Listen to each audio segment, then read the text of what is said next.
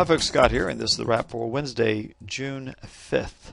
So, big sell-off today, unfilled down gap to boot in most of the indices. This is my backtesting workspace here, and what I want to show you are the results of fading gaps after a 20-day low. So let me show you actually the 20-day low, what I mean here. So on the cash index, which is the most accurate measure of closing prices and moving averages, in fact, you can see we're close to that 50-day moving average here. We closed right here today. That is the lowest close of the past 20 plus days. So, thought it'd be helpful to show you the results of fading gaps after a 20-day low close and above the 200-day moving average.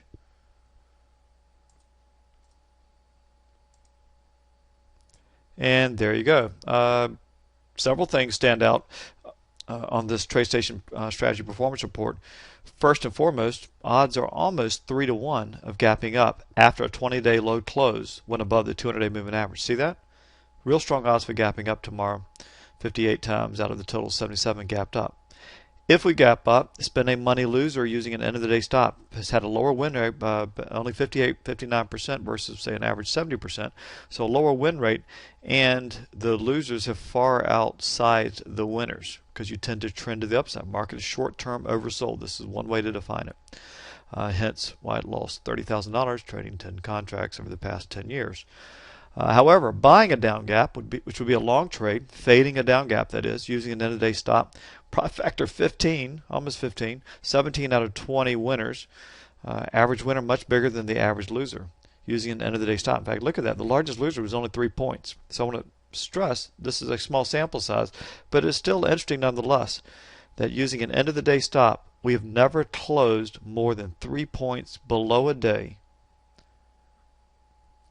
Below the open when fading a down gap following a 20-day low close above the 200-day moving average. In fact, let's just look at the how much heat these. Actually, it's not going to be easy to tell. I'll just say that for our members in the morning. I was going to break it down by trades and look at just how big. Well, we can see one thing. The biggest trade draw now was 11 points, $5,500. Take these numbers, divide by 500 as a rule of thumb. So biggest sell-off was 11 points intraday after this pattern. So might be a good option trade to the long side, one way to think about it, or maybe you want to get positioned overnight to the long side in Globex, or you wait and just see if we get a gap down in the morning, may be a worthwhile trade. All right, interesting setup going into tomorrow. As always, I'll defer to our gap guides before I make my final decision and rerun that exact same test with our MTG stop parameters. All right, what am I going to show you now? Let's look at the worksheet going into today. We gapped down and opened between the close and the low. Yesterday was a down day, and in fact, odds favored a gap up. We've talked about this quite a bit in the trading room of late. This has been a great way to size up odds for gapping up or down the next day. So, of course, as luck would have, we talked it up yesterday, and I think when we've had 58% odds, right, add up these two areas here, equal a gap up, 16 of 17 winners this year. 16 of 17 off the top of my head from a conversation in the trading room. So I did not go long last night, but I know some of our members did, and it's not funny. They lost because we gapped down today. But I don't trade the overnight action. It tends to get a little bit squirrely when the markets get a little bit volatile like they are right now. So the bottom line is gap fill odds today for opening between the close and the low, 70% win rate. That's good. It was in the DCL zone. That's one of the higher win rate zones. Definitely meets my criteria. Profit factor, a tad under my minimum of 1.3. So it isn't a no-brainer. Makes me dig into the data a little bit further. Fifth of the month tends to be during weak markets. Historically has been okay. Good profit factor. But again, small sample size. No other unique patterns. Let me show you the individual gap guides. DCL zone today, which we opened right square in the middle of this big long wick, about a 10-point range, which did give me a little bit of concern. Market can get volatile in those ranges. Let's go all the way over here. Weighted average 70 and 1.29. So for all intents and purposes, met my criteria for fading the gap. Needed a 6-point stop, targeting gap fill, which was the close at 1631. YM looked even better. That looked attractive. NASDAQ neutral, so these have been small winners, hasn't made much money.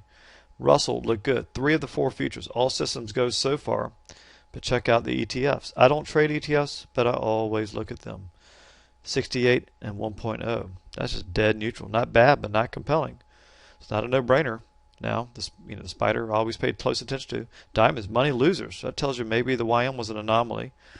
Q's, money loser, right? Profit factor less than 1 means it's a money loser historically. And then Russell barely break even. And this does account for commissions but not slippage. So technically only 3 of the 8 guides met my criteria. So I had a school event this morning, and and had to post my comments late last night. This is what I wrote around 11 p.m. last night. Following up on yesterday's wrap, up gaps were riskier than down gaps, but that's a small sample size. Odds favored a gap up though, which didn't happen. Fading gaps after closing below the 10-day low as of 3 days ago, but not closing at a 10-day low close. So basically breaking the 10-day low a few days ago and consolidating for a couple of days has actually been just neutral to slightly attractive for down gaps. And let's see, non-cowboy setups, that wasn't an issue today. That was a gap up scenario. So overall, I showed the guides had a neutral to slightly attractive probabilities for down gaps in the DCL zone. Worksheet showed mostly positive factors. And a down gap looks interesting. Let's see. A down gap in the DCL zone looks interesting, and I meant to say worthy of consideration of a potential fade of the open or a range trade to the long side. So what I meant by that is I just didn't know. Wasn't sure when I'd be able to get back to the office. I knew it was going to be close to 9:30. So I just hadn't dug into it. I was able to evaluate the setup. I wasn't back in the office. I was evaluating the setup. Decided not to trade it because, again, it's been a tough stretch past couple months. I'm still in high selectivity mode. You only have 3 of the 8 gap guides favoring me. The gap was big enough to give us time for potential a little bit of further weakness, and a possible high breakout setup was my thinking of the 15-minute range. So it seemed to make sense to use risk less, stick with the 15-minute range guides, and take my cue from them because this market is indeed weak. As I said, be sure to consider closing variances 1.5 points today.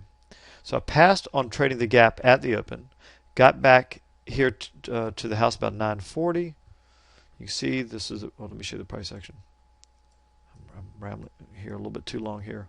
The Russell narrowly filled, the Qs did fill, the YM missed, the S&P missed, but for all intents and purposes, you see the ETFs barely missed, right?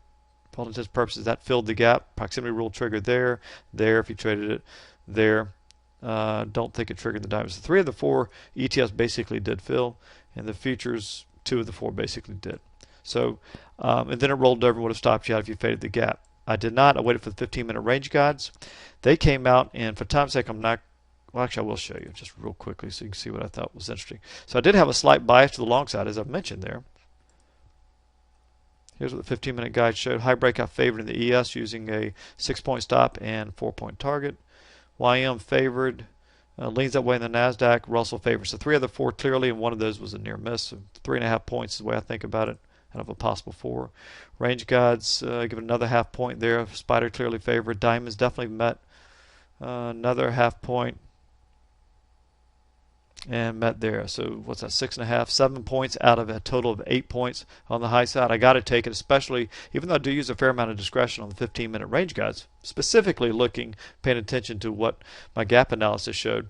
That was worthy even without having a strong bias. But today was, I had a prevailing bias to the long side. I just passed on the gap, which was a good thing again. But I took the high breakout, and on both the ES and the Russell, got stopped out on both, which stunk. But the high breakup was also good for the first hour guides. They never came close to triggering. We had a trend day develop, so I did no other trades all day. The very end of the day, I did a gap gotcha trade, got short, and ended up with a net plus 2 points. So a little bit of a win here to soften the damage done. It really wasn't damage. It was one trade, and it wasn't full size, but still 6-point stop hurts today. Followed my plan, don't have any regrets. Glad I passed on the gap, and we'll see what tomorrow brings us. So there you go. That is the wrap for Wednesday, June 5th. Have a good night.